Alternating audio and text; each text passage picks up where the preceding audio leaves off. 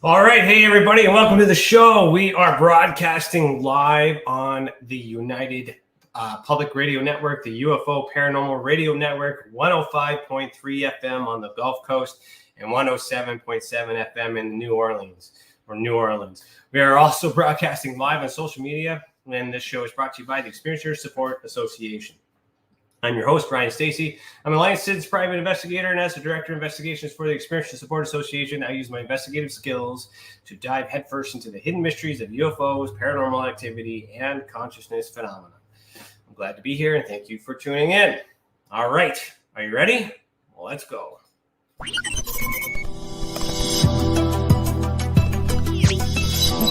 The Ultra Spectrum, putting it all together.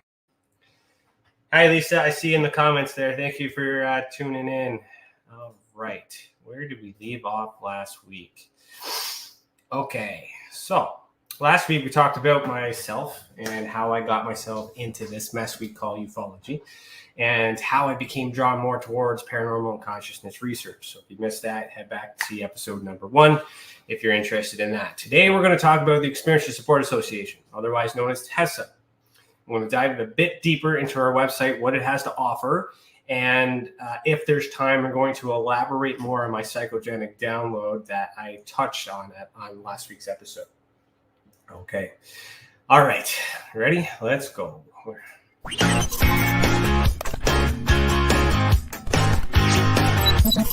Psychogenics and esotericism.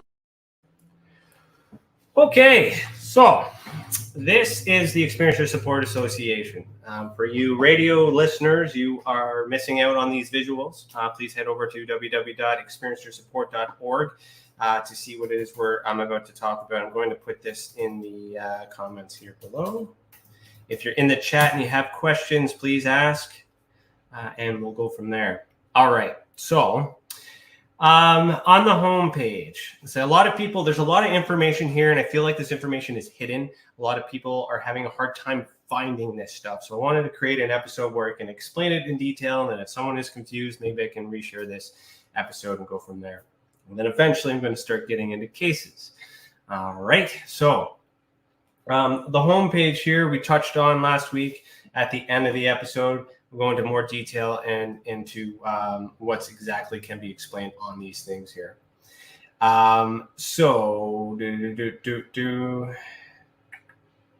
No, that was published. That shouldn't have been published yet. Oopsie doodles. Okay, so this document here, that's right here, is Canada's involvement in Arrow's historical UAP report. I guess I published what I've been editing so far as a duplicate. I will fix that. But that is a teaser ahead of time, which I wasn't planning for, to let you know what next week's episode is going to be. So, surprise. All right. So in the latest news, you can click entire news feed and it will open up into, as it says, the entire news feed here. I'll show you this, different things here, but there's another way to navigate that. In the news, essentially, I'm going to be talking about Canadian events within ufology, paranormal studies, if anything comes up in the news. And thankfully, the Vatican did some shenanigans and talked about supernatural beings, so I can finally add a paranormal document to the database, which I'm really excited about because paranormal is my roots. I got dragged into ufology not by choice, and I'm stuck in it because there's still that thread of belief that it might have something to do with all this stuff. So again, latest videos, so reels and stuff like that. Any videos that comes from the Experiential Support Association will be here. You can also visit our YouTube channel. Just visit the Experiential Support Association on YouTube. This is exactly what it looks like. And of course, visit our friends at UPNRN radio as well. Okay. Latest investigations. This hasn't been updated in a while, but I'm going to be sharing some of these cases in future episodes to start to set the tone as I'm working on current cases and things like that. I'm going to get into that. Again, latest declassified documents. So as things come up, these are randomized as well. So every time you refresh the page, these will be different. They're not in chronological order. And then on our website, we have this database, we have the timeline, we have this persons of interest database. I'm going to get into detail with that. And of course, we have some of these projects that we're working on. And of course, upcoming events. So tomorrow night is Beyond the Tinfoil Hat with Danny Whitson and his guest, Brent Henley. And that's where we're at there. So you get everything you need from TESA on the home page. And of course, there's a store if you ever want to support us financially in that way. And our friends and affiliates are down here. That's it. Now, if you browse the actual menu up top, okay, I spent some time this week making it a little bit easier to navigate because some people are having a hard time finding it. And at the end of each episode, I will let you know the TESA updates at the end of the show. This episode specifically is just for TESA. For that way, you guys know what to find when you need to find it.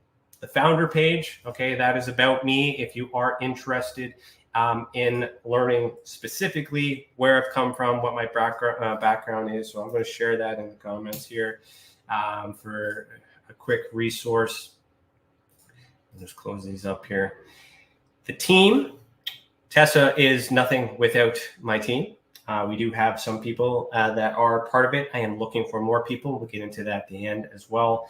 You know, we got Chris in the background producing the show for Beyond the Tinfoil Hat. He's also helping me with the social posts that you've been seeing on social media. And I'm hoping to get him involved with more things, but he's also doing the most important job, and that's managing my security and investigation company while I'm able to do all these things. So big shout out to Chris. If you're watching, if you're here, say hello. I got Alex Mistretta. He's my resident cryptozoologist. I am looking to get more cryptozoologists and different backgrounds on here to help with certain things. He has some articles that he wants to write. We have Dawn as well. She's been an amazing writer for some of her experiences. We have Danny, who is a comedian and a magician, who is our podcast host. And of course, Christy, who transcribed her documents, and Michael Hurst, who's a retired police officer that is a writer as well and is going to assist me with some of these investigations. All right. So then we have this interesting page here. This is called Symbols and Icons. Okay. So for those of you on radio, you're going to want to head over to experientialsupport.org/symbols-and-icons, or just find it in the About menu. I'll put it here for you guys watching right now. This explains the reason behind the graphics that are used and why we chose to use them in our programs. I'm just scrolling through here to show you the different things that we use that you might see. So this page actually explains why I use them, or why and how they came to be. I'm not going to get into detail on that because we We got a lot to go through. So if you're interested in that. Now you have investigations, and experiencers has their own tabs. I'm going to say those two near the end because that's where the meat and potatoes are, if you will. The event calendar. Anytime we have something going on, such as podcasts, workshops, seminars, things like that, it's always going to be here. So here's a handy resource if you're planning your month, things like that around stuff that you want to do. News. This is where we're going to get our news in categories. Okay. So I'm adding categories as we write, as we report. So currently we have team profiles, which announces the teams, where their background's from, why they're part of it. In investigations, I have case studies, digital threats, government transparency, methodology reviews, and when I rip apart a lot of things, surveillance technology. In politics, I have things about disclosure, international relations, public perception, and media. In religion, we have cultural practices and spiritual pathways. In science, we have cybersecurity, extraterrestrial research, paranormal research methodology, space exploration, UAP research and analysis, and ufology. And of course, world, we're covering Canada, but sometimes there's some overlaps because a lot of this UFO crap, unfortunately, has bled over from the American government. So we're getting involved. Contact us. This is how you can reach us if you need anything. And there's a shop here if you are interested in anything. The 2 books that I've published, which is the Canadian Current Events Survey reporting the year 2020, and then of course 2021. I'm working on 2022 and 2023 as we speak. I'm also working on rebranding the name of this book so that way it can be a little bit more relevant and easier to find.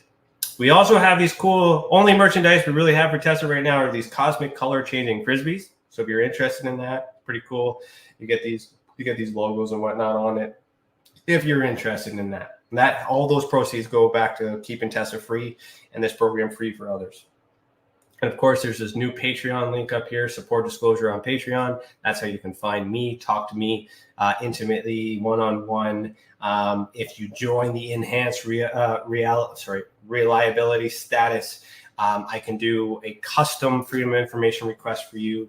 I can review some evidence and things like that if you actually require any work. But if you just want to support the show, support what I'm doing, support disclosure, $5 Canadian, which is probably $1 American, just goes a long way to support and back. And of course, I got this private chat that I like to use because I get to talk to you guys one-on-one. So if you're interested in supporting what I do, I'm offering, and TESA, of course, I'm offering that as an extra in our Patreon, and I put that in there. Now, Lisa, I saw you say something. Where are you? Lisa. Lisa says, my experiences are slowing down, not much going on. I'm happy with that. Well, that's good, Lisa. I'm probably going to get into some of those cases of yours there when we get into this stuff. Let's start with, of course, we have podcasts. So if you want to learn more about the podcasts we have Beyond the Tinfoil Hat, click that one there. And the Skeptical Sleuth, I just made this page because this is only episode 2. And that's all set up there if you want to catch up on some past episodes. But check out Beyond the Tinfoil Hat, which is in season 6 with Danny Whitson, which airs tomorrow night, Tuesdays at 6 p.m. Eastern time, 3 p.m. Pacific. I had Richard Dolan on. I had Grant Cameron. We talked Flat Earth too. I had Chris Stiles. Rex Bear. I had a whole bunch of heavy hitters on here, and I'm hoping to bring them back in this program once I start getting into cases. So that's also available for us there. Now, if you're an experiencer, your experiencer tab is important. This is something you would want to get familiar with. This Experiencers Anonymous link up at the top will basically link you to everything, including Experiencer Day and Experiencer resources. So if we click on Experiencers Anonymous, and this is, I'll explain what this is for the radio. What is EA? Experiencers Anonymous is a free experiencer resource offering a virtual meeting space as a platform for experiencers to gather and discuss their occurrences, emotions, thoughts, and theories in a safe space of peers and like-minded people supporting each other. The idea here is that you're not alone. You get to talk about it and you work it out. As an investigator, there's often a lot of emotion, a lot of strength, a lot of angst and a lot of anger that come with these experiences, and without the validation of being believed and things like that. So I wanted to create a resource in which I could refer to when I acknowledge that, I get that initial report and I can sense that there's some cool down that is required, or some sense of belonging and things like that. Likewise, if you start with the Experiencer Support Program and you like it, and you may be encouraged to make a report, and that will make it easier for me, because then you're not up at 3 o'clock in the morning, writing something in a frantic way, and it might be better for me to understand. But at the same time, having a report when it happens is very good. And then I may refer you to do the Experiencers, to try out Experiencers Anonymous, and then make you do another report later on, and then compare the two. Similar to de-escalating a situation, right? There's been some traumatic event. You got to deal with the people. You got to calm them down, but you collect their statement. You wait a few days. You interview them afterwards. And you kind of figure out what really happened, what details were forgotten, all these other things to establish credibility. The unfortunate part is we do not have a current facilitator for Experiencers Anonymous. I am looking for people that want to volunteer their time, or an intern position, in which could lead to larger things, and we can start this up again. I have a few prospects in mind. I am working on that, but if you are interested in this program, please reach out to admin at experiencersupport.org. Let us know that you're interested in this program, so that way we have a need to do this. We took a bit of a break because our last facilitator had left the organization to start her own company, which is a very good thing. But I just haven't had any time to do that. I can't do this myself because I need to do the investigations. I don't want to be rude to anybody. I don't want to be short with anybody. I do understand the compassion that is needed, the bedside manner that's needed. I'm just not the guy to do that, and I'm not going to be rude about it either when I'm doing doing a report. I need to separate the emotions from the facts and the data, but at the same time, I don't want an experiencer to go without something.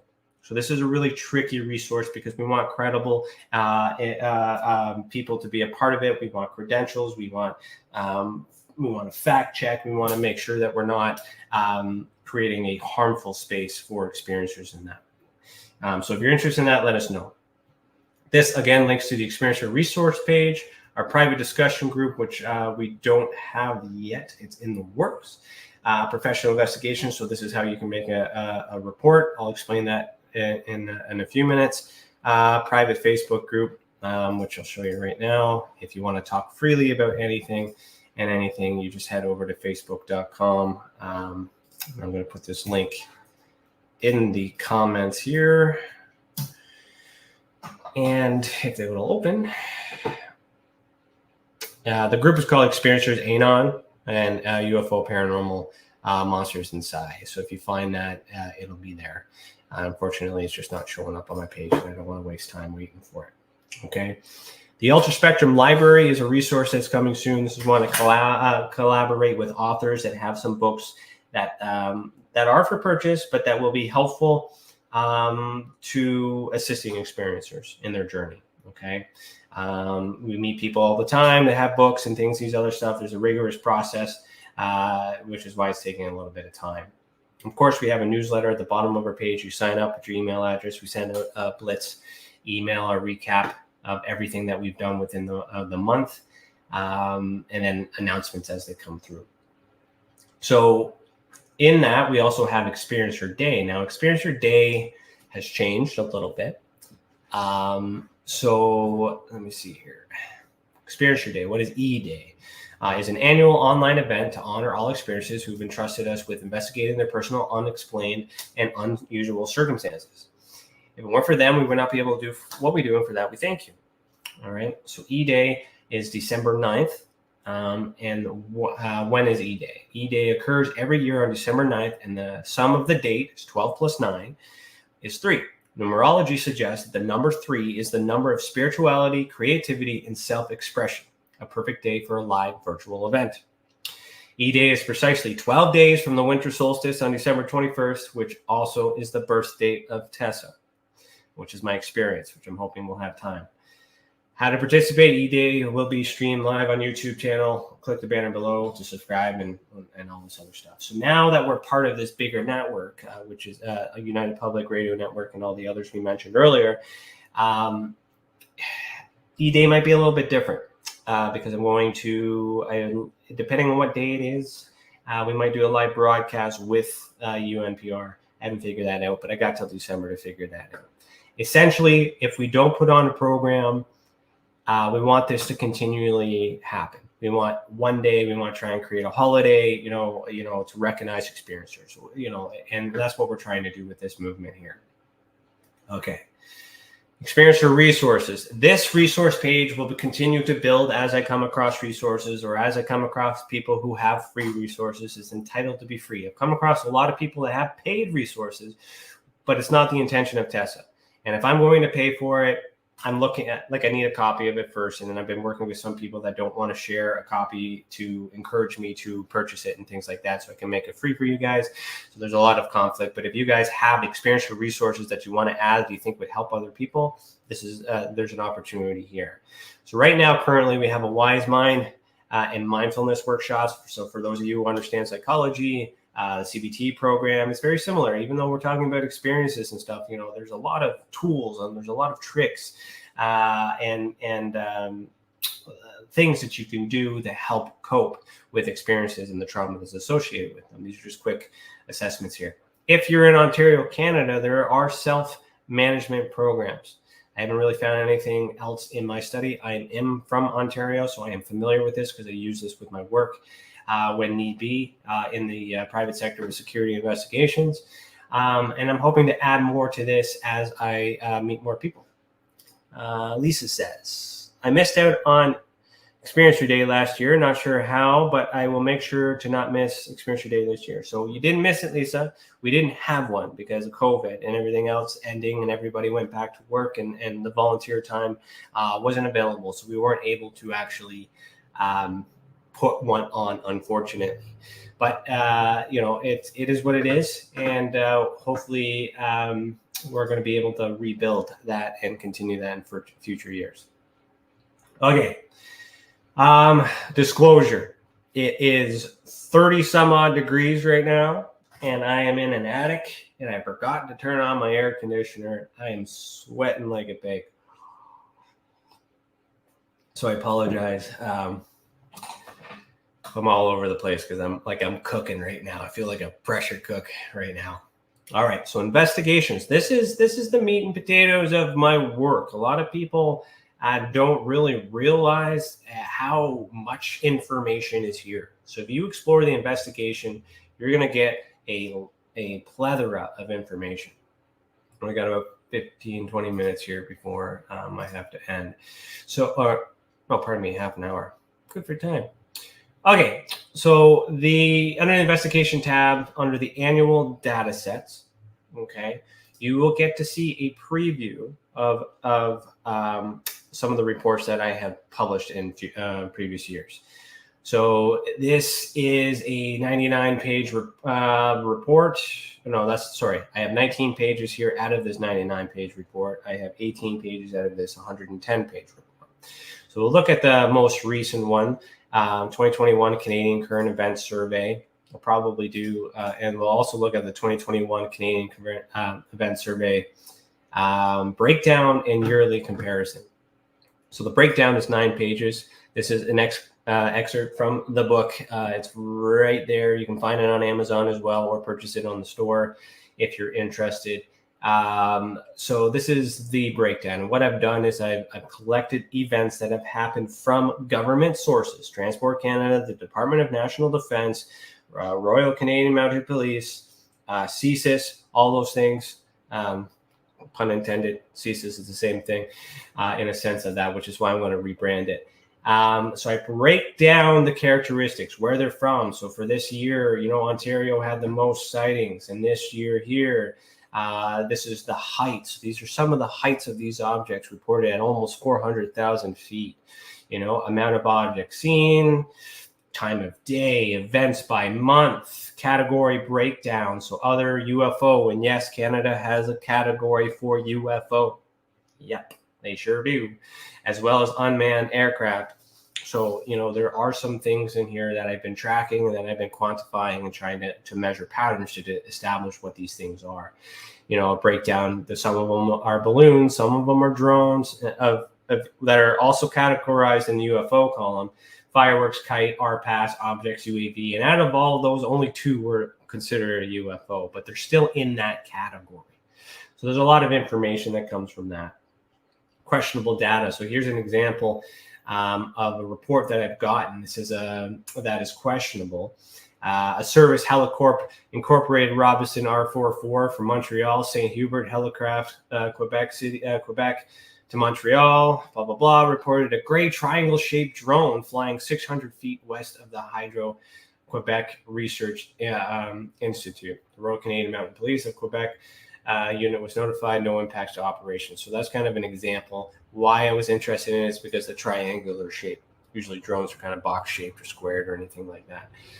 So that's just a quick example on that. You can read this in detail. So this is the yearly comparison. So because I've had 2019, I've been doing this since 2019, I can compare trends over the years. So this is a little bit of a sample that is there. Events by month, again, same information, time of day, all that stuff is here, but it's all plotted in a group. So that way you can see these trends. And the more I investigate, the more I'll be able to narrow down this data to kind of figure out what exactly is going on or get close to it.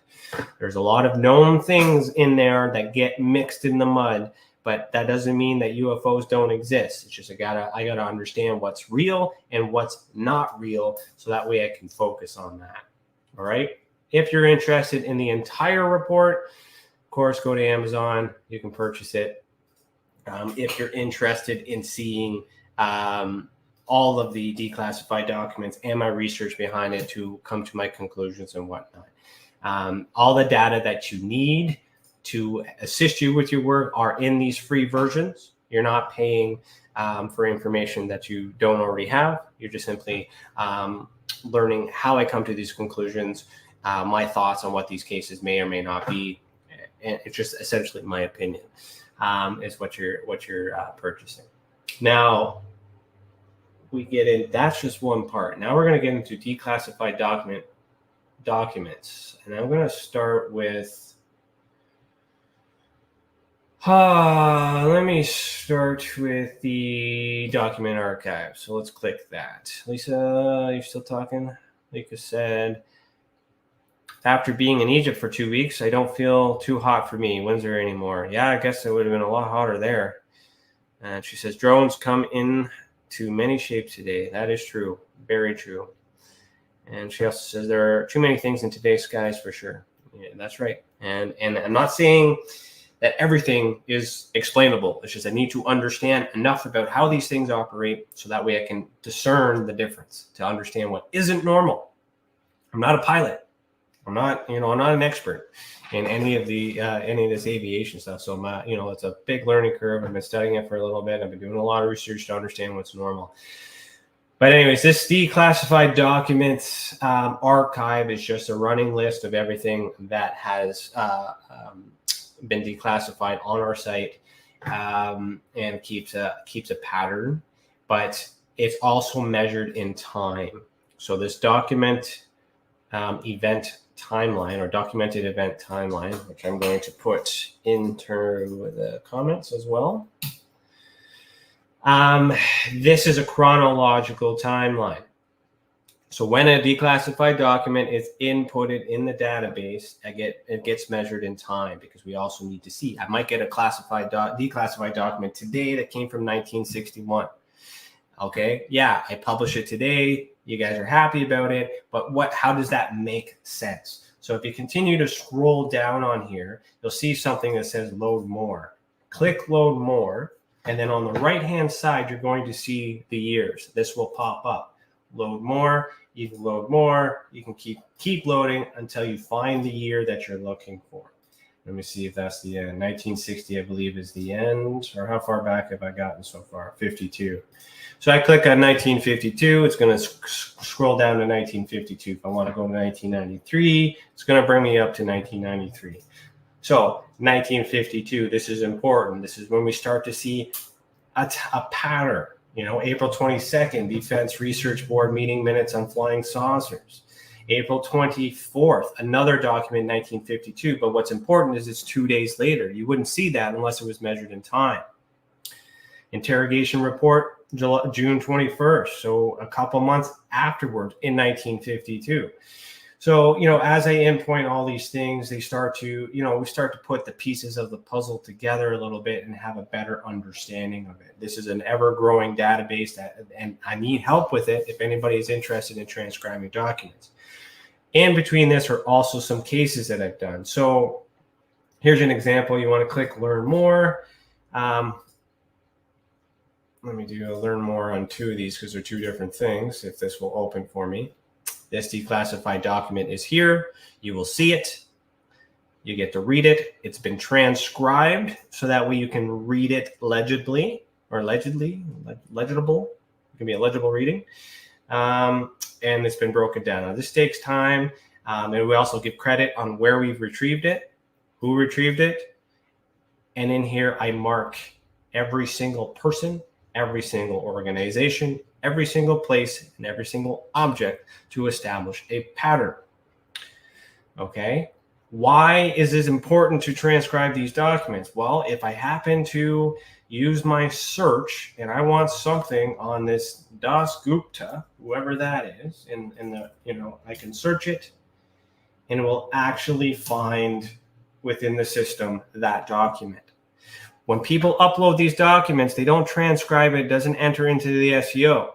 So by us transcribing the documents, this becomes a powerhouse database in which you can actually get information from. It takes a while. It takes time. Again, I need help. If anybody wants to volunteer their time, it could eventually lead into something permanent if we raise enough money, and things like that. So I'm completely, I'm serious when I'm saying that I need help in order to do this at the pace and level that's needed to do. I'm doing a lot on my own, but I need the help. All right. So then if we come back to this one here, same thing on the timeline. This is a civilian case that was investigated, and it does the same thing. This also has certain categories and whatnot. I'll get into that when we get to the next part here. That's more so part of the ultra spectrum, which we're not there yet. Okay. How am I doing for time? Okay, we're good. So that's the timeline. Now, when I mark those categories and you get those tags at the bottom, let's actually go back to that. Let's just pick a random document down here. So these little tags down here that have been done. So if I want to specifically track anything that the Royal Canadian Mounted Police have been mentioned in, I just click that tag and it all comes up. So it makes it really easy for researchers and investigators and journalists to find something that they're looking for and put the pieces together. Okay, now the declassified points of interest. This is where those tags become more important. It's a collection of locations, persons, and organizations mentioned or directly involved in the declassified documents section. It's designed to link the documents while providing investigators and research association data with these events. So we have persons. So now we have every person. But if that person appears in another document, it will have a running list. For an example, C.J. Davis is a corporal within the, I'm going to guess the RCMP, because these are RCMP, but corporal might be Air Force. I don't know. I have to look at the documents to specifically know this person's rank. And as in these initials, are there, but because the redaction process is interesting, they don't redact everything. And they don't redact the same thing. They don't have the same level of redaction that's required depending on the document. So sometimes I can figure out through other documents who the C and what the J stands for because they didn't redact it, or it was entered in the report. So this is another important thing, that these tags will change and migrate over time.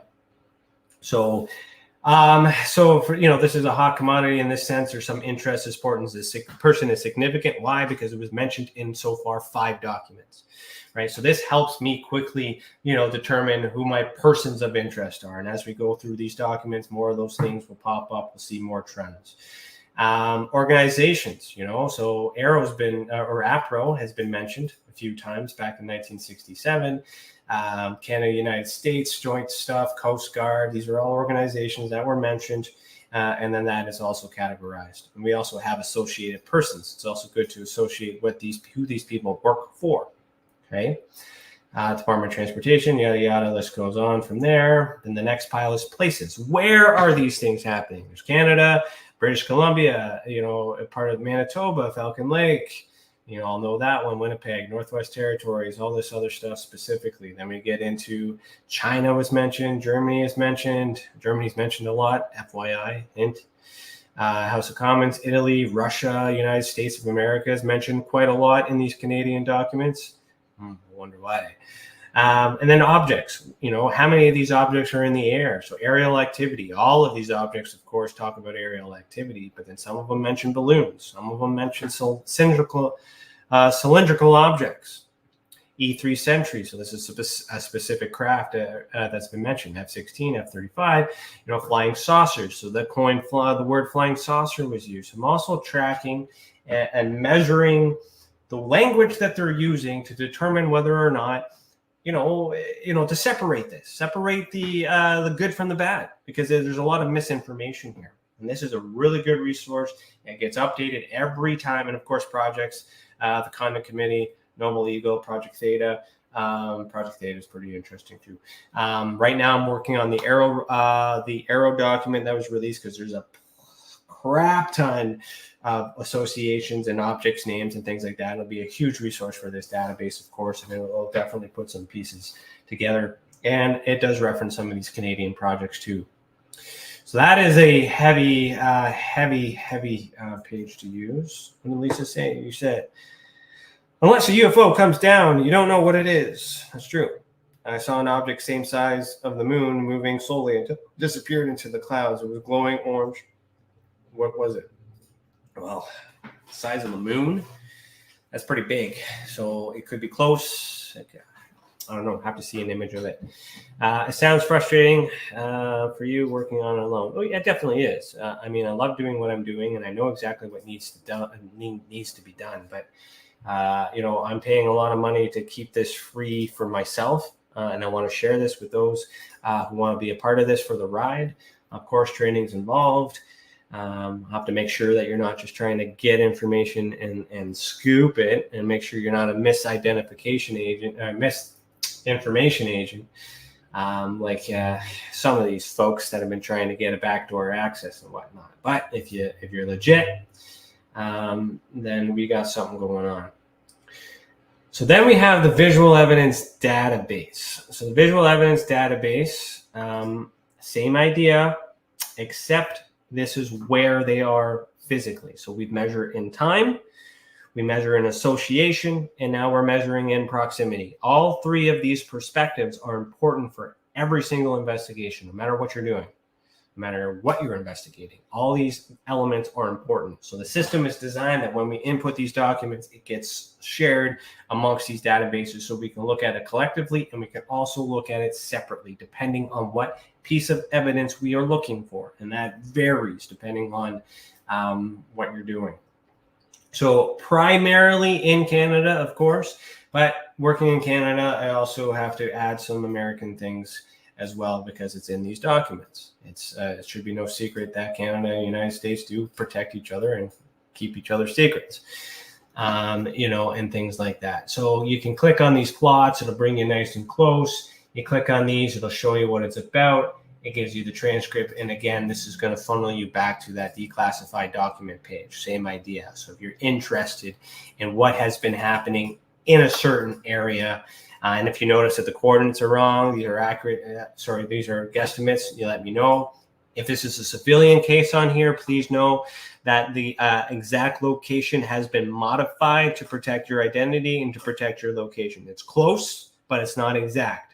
Okay, it's got to be close to be accurate for the plot. I'm not going to have you in the next town over, but maybe a couple blocks here and there in the general vicinity. If you are an experiencer and you see and you think it's too close, because only you will know that, public won't know, you let me know and we'll move it. What's really fascinating about this database, which I'm really happy when we spent a lot of time creating it, is that it includes everything. But if you want, Ariel, you can specifically toggle off certain things so that way you can see patterns. So let's just do government buildings. No, let's just do pyramids for an example. Mines are still there. Residual evidence, turn that off. Pyramids are there, turn the mines off. Okay, so as these things come up in these cases, we also plot these things up. Beings observed, turn that off. I don't have that many pyramids in there, do I? No, shouldn't be any pyramids. Except for this weird one, way the heck down here in Antarctica. Nice little pyramid there. So I put that in. So as I come through my research and go through these cases, I will build that. If you want to help build this database and you just want to plot landscapes and things like that, I could use your help on that too. Teach you how to use the back end. And that will be very helpful on this part too. Okay, so now that we're there, ultra spectrum classification system, we might have to do an episode on that one on its own. I'm just looking at time here. Maybe that'll be next week's episode. So then you can also find event reconstruction videos. So these are just little videos that we've created in the past on for experiencers. I'm not quite sure if you're going to hear it, so I'll just play a little sample here. We kind of recreate the event as explained.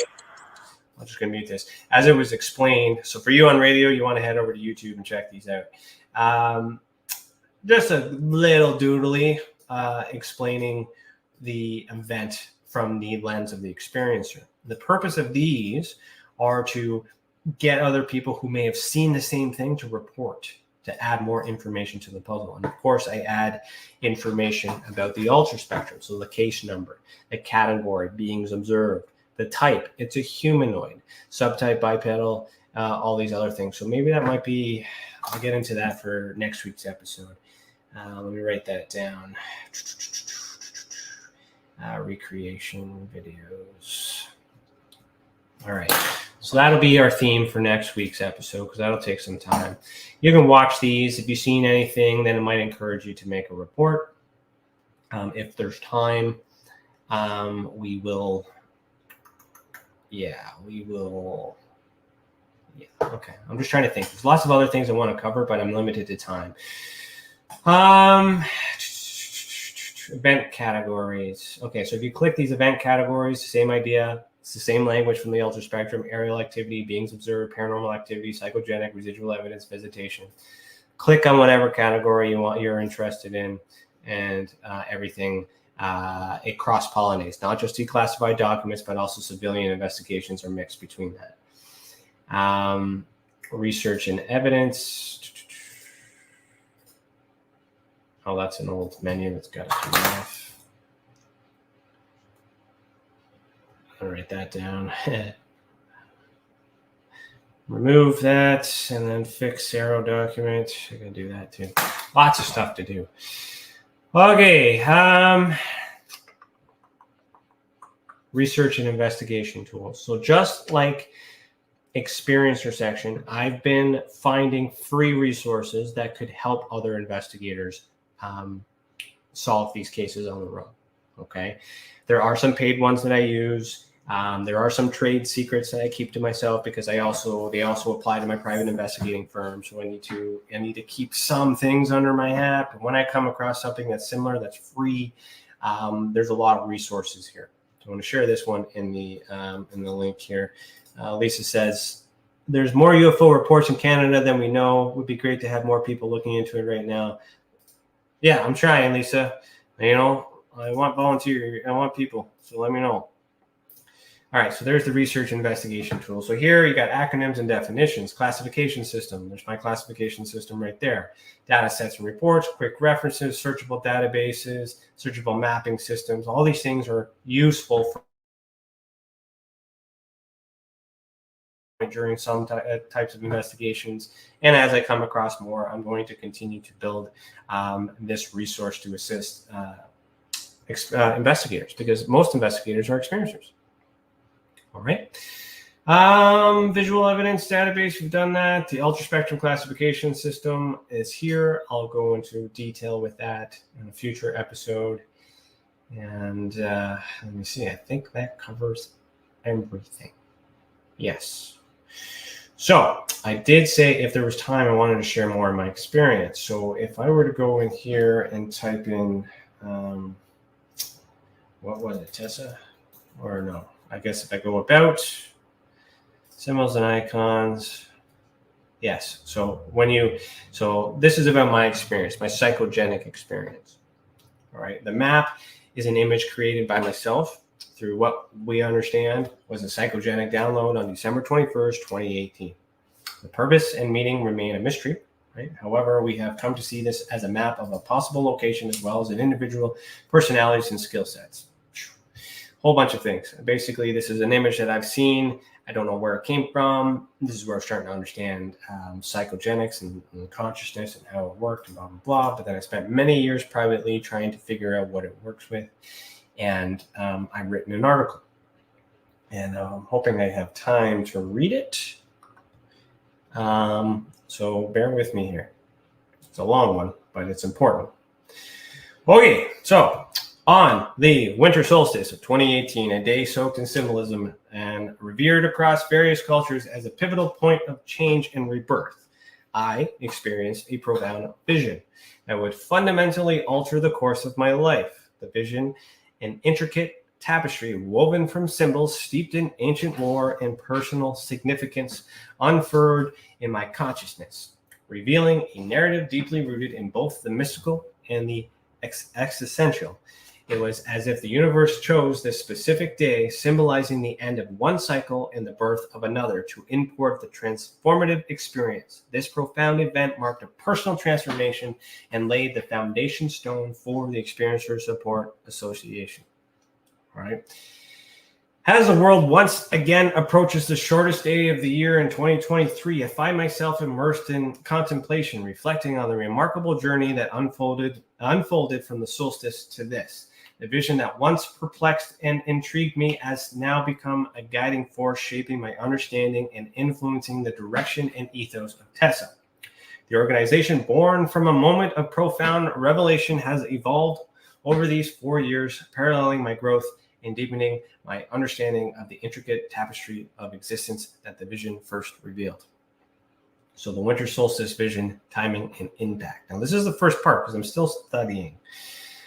Okay, the winter solstice, traditionally at times symbolizing the cyclic dance of death and rebirth, and marked a pivotal moment in my life and the inception of TESA. This day, rich in ancient meaning, herald not just in the end of the longest night, but also the dawn of a transformative era, both personally and the organization, and I was inspired to create. Let me just zoom in here so I can read. Yeah, perfect. Inspired to create. As I reflect on this journey 4 years later, during the solstice of 2023, it's evident how this moment became a harbinger of evolution and growth. All right, I'm doing for time. Good. Analyze. So for that pivotal 2018 winter solstice, the unfolded vision brought distinct themes for each ensuring year, mapping out a path from analyze to the anticipated contact in 2024. This progression encapsulates the evolution of TESA. Analyze 2019. So for those of you who have followed me all the way through, think back on these events that have occurred through the growth of TESA. 2019 embarked on a deep introspection and critical assessment, pivotal of the shaping of TESA's future. This phase involved scrutinizing existing paranormal and UFO research paradigms and identifying gaps in areas needing improvement. It was a time for thoughtful contemplation, questioning established norms, and envisioning what TESA could offer. The foundation stage sets the tone for TESA's approach in emphasizing open mind inquiry and rigorous analysis, which are crucial for building an organization grounded in credibility and thorough understanding. Assemble 2020 marked for the crucial gathering of ideas, resources, and people essential for TESA's formation. This stage united a diverse community of thinkers, researchers, and experiencers. It involved creating a solid framework for the organization, establishing its goals, and laying down its operational structures. Collaboration and teamwork were essential during this phase, as they were instrumental in transforming the vision of TESA into a tangible, functioning entity poised to delve into the realms of the unknown with a collective approach. 2021, Deconstruct, was a transformative period for TESA, where existing beliefs and narratives in the paranormal and UFO fields were critically examined and reevaluated. This stage involved challenging conventional wisdom and dismantling misconceptions that had long been barriers to understanding.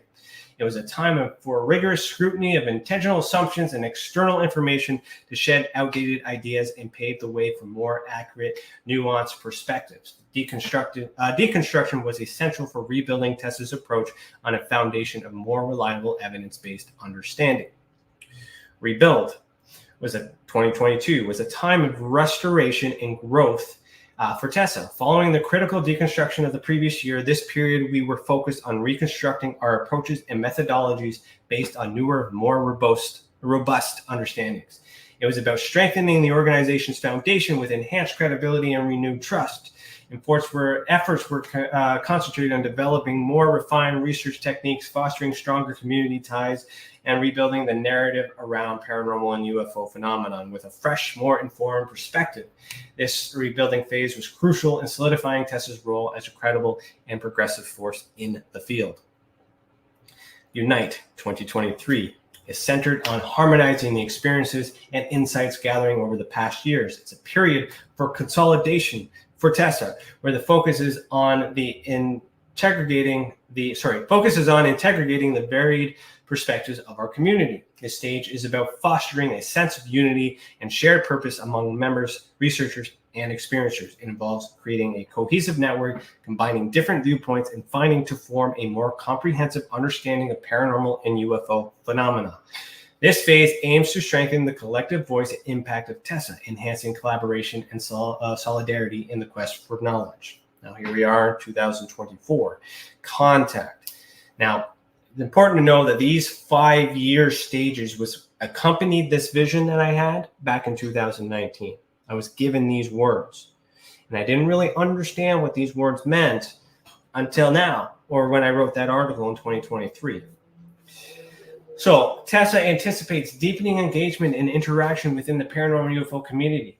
This period will be marked by proactive outreach, fostering direct connections with experiencers, researchers, and the wider public. Focus will be expanding our network, initiating collaborative projects, and actively participating in dialogues that bridge the gap between anecdotal experiences and scientific exploration. Contact signifies a move towards more tangible interactions and relationships, enhancing TESA's role as a conduit for shared understanding and discovery in the field of the unexplained. Now, these events that have occurred naturally, and they've been on point with this. Our year is April, not the calendar year, because that was changed. Remember, we have 13 months, 28 days. There's a month missing. April is the start of the year, April, March, depending on what is going on here. So we're now into May, and now we have a partnership with UPNR Radio. Things like this or synchronicity is happening here. But I didn't really catch on to this until I wrote this article, that all these things, even though this idea and this vision or this message was given to me in 2019. Now, that doesn't mean I'm a prophet or anything. It's just this could be my higher consciousness. This could be my future self talking to my present self. Like, who knows? I'm still understanding that. It could be a coincidence for all I know. I'm not going to that point. I'm just letting you know. I'm just trying to give you some context of how I came to these revelations. Let me go back here. Lost my spot. Now I had to decipher this tapestry. I only got 5 minutes here, so I don't think I can continue that because we don't have time. But I'll put this in the link. You guys can read it And I'm just going to summarize here. We got triangles in alchemic context. We have circles with a dot, the plus sign, crescent shapes, spirals and swirls, glyph-like shapes, seal of Solomon, the Templar cross, yin yang, Masonic symbols, the 7 liberal arts and science, 5 elements, zodiac, Knights of the Round Table, black triangle, Masonic tools. We have Anu. We have the spectrum of paranormal consciousness phenomenon. We have all of those things in this symbol. But this is also information I did not have when I had the experience, because I had to learn this in the future. And since I've learned it from this, and that's how I link it. The actual event itself happened. Nothing else has happened since. Everything that I've learned since then is just me focusing on this and trying to understand what it means. TESA came from the letters here. But it's not just TESA. It's also Aset, which is Isis, which is backwards for TESA. And there's a whole bunch of information here that you can get into here. There's also colors in here that represent the Order of the Eastern Star, which is the female fraternity within Freemasonry. There's significance there. So we go back and you see those colors here and again, radio listeners, you want to get on YouTube here because you're missing stuff. And then I keep going through. I explain the synchronicities and all that other stuff, what it might mean and what I'm going to do from there and end it. And I'm focusing on writing a part 2. All right. So let me get ready to end this show.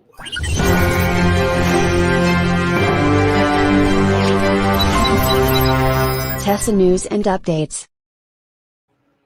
All right. Where's my screen? Is that my screen? No.